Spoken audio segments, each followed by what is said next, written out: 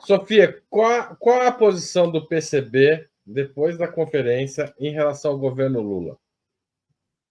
Como vocês avaliam o governo Lula e qual é a linha política que vocês tiram disso?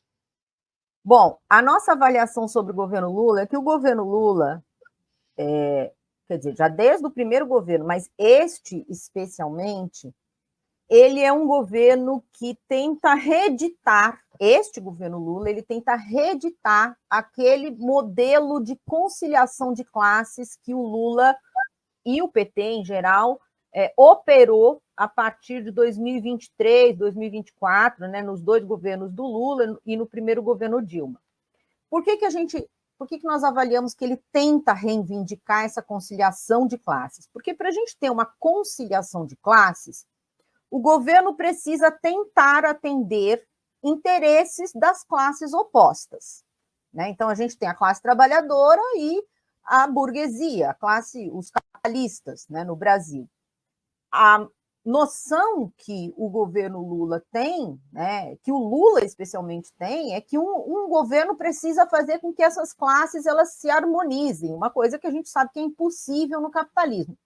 Mas nos primeiros governos houve uma tentativa de fazer esse tipo de movimento que foi derrotada, porque o próprio golpe contra a Dilma, ela é a expressão de que se você não tem uma postura, se você quer apoiar a classe trabalhadora e não tem uma postura de enfrentamento aos capitalistas, ele te derruba quando ele acha necessário. Então, a primeira questão é essa. Agora, neste novo governo, ele sequer é um governo de conciliação de classes, porque os interesses da classe trabalhadora, minimamente, não estão sendo nem sequer apontados na agenda do governo.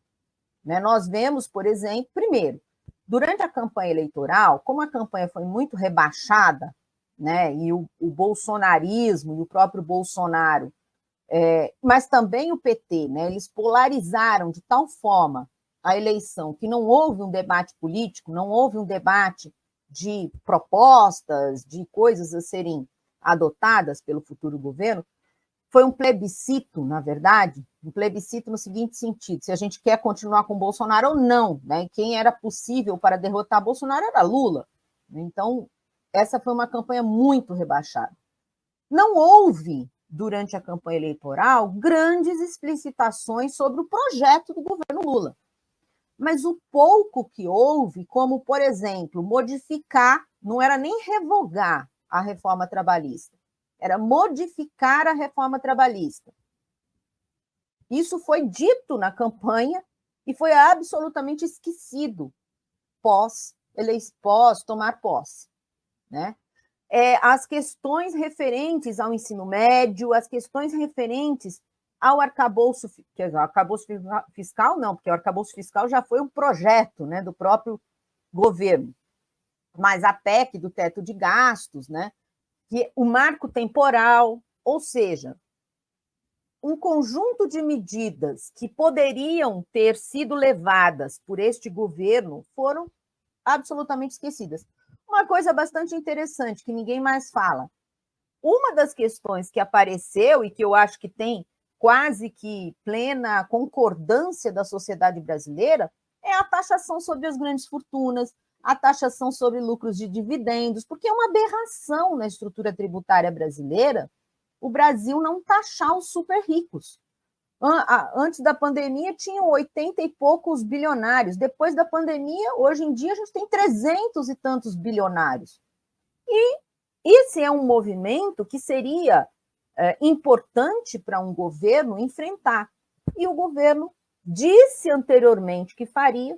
O Haddad, inclusive, quando encaminhou para o Congresso, logo no início do ano passado, a tal da reforma tributária, que não é nem uma reforma e nem pega todos os tributos, é apenas uma modificação na estrutura de cobrança dos tributos, falou que depois iria mandar para o Congresso uma reforma na estrutura de renda, uma reforma tributária que pegasse a estrutura de renda.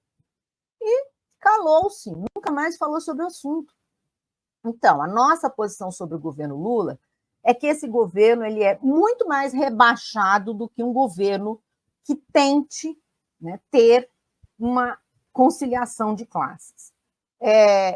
Mas a nossa posição é uma posição de independência com relação a esse governo, porque nós entendemos o momento político atual, né, e faremos toda a nossa oposição ao bloco no poder. O bloco no poder é o bloco das forças reacionárias, é o bloco das forças conservadoras, é o bloco composto pela burguesia e por um lixo, né, que a gente vê no Congresso Nacional, que atua no sentido de retroceder de maneira muito forte, né, e muito rápida os mínimos direitos que a classe trabalhadora, em toda a sua diversidade, alcançou nos últimos anos. Nós podemos ver retroceder, por exemplo, direito das mulheres, direito da população LGBT, direito da população negra, a pauta, né, antirracista que avançou nos últimos anos. Então, e também, né, com relação a direitos no movimento sindical, né? Então, a nossa posição com relação ao governo Lula é uma posição de oposição ao bloco no poder, entendendo que o bloco no poder, que está, inclusive, no governo, ele tem uma posição forte e centrada no avanço da retirada de direitos da população brasileira, e a nossa posição também é uma posição de independência ao governo.